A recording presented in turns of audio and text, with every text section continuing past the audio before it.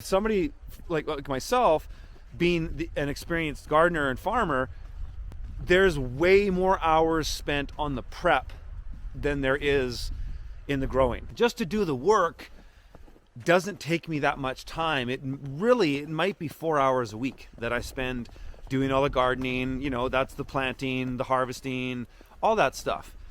It doesn't take me that much work, but the prep, I'll tell you, this year my wife went hardcore. The amount of preserving and canning and all this stuff we did, it was nonstop. We need to really allocate that time, because when it catches you off guard, it kind of sucks, because it takes so much time from you that it's overwhelming. And so even having some people help might be something we're going to do next year.